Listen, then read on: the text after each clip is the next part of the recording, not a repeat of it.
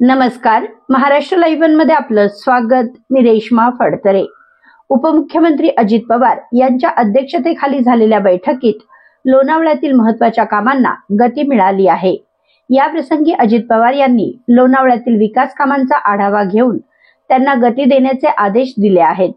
मंगळवार दिनांक 20 ऑगस्ट रोजी पार पडलेल्या या बैठकीत लोणावळा शहरातील वाहतूक कोंडीचा प्रश्न सोडवण्यासाठी शहरातील जुन्या महामार्गाच्या रुंदीकरणाची कार्यवाही नगरपालिकेने सुरू करावी, लोणावळा शहरात ओला उबर सारख्या ऑनलाईन बुकिंगच्या रिक्षा व टॅक्सींना व्यवसायासाठी बंदी करण्यासह लोणावळा खंडाळा शहरातील विविध विकास कामांबाबत अनेक महत्त्वपूर्ण निर्णय उपमुख्यमंत्री व पुणे जिल्ह्याचे पालकमंत्री अजित पवार यांच्या अध्यक्षतेखाली मुंबई मंत्रालयामध्ये झालेल्या बैठकीत घेण्यात आले. या बैठकीस मावळचे आमदार सुनील शेळके, लोणावळा नगर परिषदेचे मुख्याधिकारी अशोक साबळे, माजी नगराध्यक्षा सुरेखाताई जाधव, माजी उपनगराध्यक्ष श्रीधर पुजारी, माजी नगरसेविका शादान चौधरी, मिलिंद भालेराव, विशाल मराठे, मुकेश परमार, जीवन गायकवाड, दिलीप गुप्ता, मंगेश अगरवाल, भरत हरपुडे, संदीप कोराड, वसंत काळोखे, दत्ता येवले, योगेश गवळी, अमोल शेडगे, संजय मावकर, संजय सोनवणे, नंदकुमार चोरडिया, गणेश चव्हाण, रमेश माळसकर, नितेश जाधव, आनंद सदावर्ते यासह इतर स्थानिक प्रतिनिधी उपस्थित होते. बैठकीस गृहनिर्माण नियोजन विभाग, सामान्य प्रशासन विभाग, वित्त विभाग, सार्वजनिक बांधकाम विभाग, उद्योग ऊर्जा व कामगार विभाग या विभागांचे अप्पर मुख्य सचिव, नगर विकास विभागाचे प्रधान सचिव, सामाजिक न्याय व विशेष सहाय्य विभागाचे सचिव, म्हाडाचे उपाध्यक्ष तथा मुख्य कार्यकारी अधिकारी, विभागीय आयुक्त पुणे, जिल्हाधिकारी पुणे, विभागीय रेल्वे व्यवस्थापक पुणे, प्रादेशिक परिवहन अधिकारी पिंपरी चिंचवड यांसह संबंधित विभागाचे सर्व प्रशासकीय अधिकारी उपस्थित होते. लोणावळा शहरात 16 ऑगस्टला झालेल्या संवाद बैठकीतील चर्चेनंतर अजितदादांनी दिलेल्या शब्दानुसार लोणावळा शहरातील विविध समस्यांचा आढावा मंत्रालयातील या बैठकीत घेण्यात आला.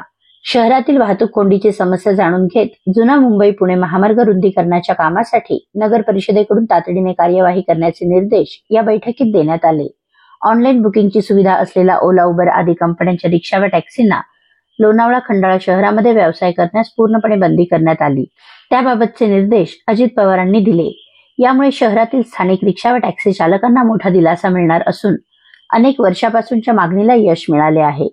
शहरातील भांगरवाडी ते नांगरगाव दरम्यान रेल्वे उड्डाणपुलाचे काम मार्गी लावण्यासाठी भूसंपादनाकरिता वित्त विभागाकडून सुमारे 15 कोटी निधी उपलब्ध करून देणार असून जोड रस्त्याचे काम देखील तातडीने करण्याचे निर्देश संबंधितांना दिले. लोणावळा खंडाळा परिसरात लाखो पर्यटक दरवर्षी येत असतात. या पर्यटकांवर अवलंबून असलेल्या व्यावसायिकांवर मध्यंतरी कारवाई करण्यात आली होती. त्या अनुषंगाने झालेल्या चर्चेनंतर भुशी-डॅम परिसरातील स्थानिक भूमिपुत्रांच्या रोजगारासंदर्भात सकारात्मक निर्णय घेण्याचे आदेश अजित पवार यांनी जिल्हाधिकाऱ्यांना दिले.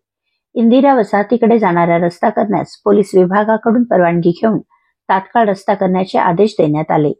नगर परिषद हद्दीतील पाणी प्रश्न सोडवण्यासाठी सार्वजनिक बांधकाम विभागाच्या मालकीच्या जागेत पाण्याच्या टाकीसाठी तात्काळ जागा उपलब्ध करून देण्याचे आदेश संबंधित विभागास देण्यात आले आहेत.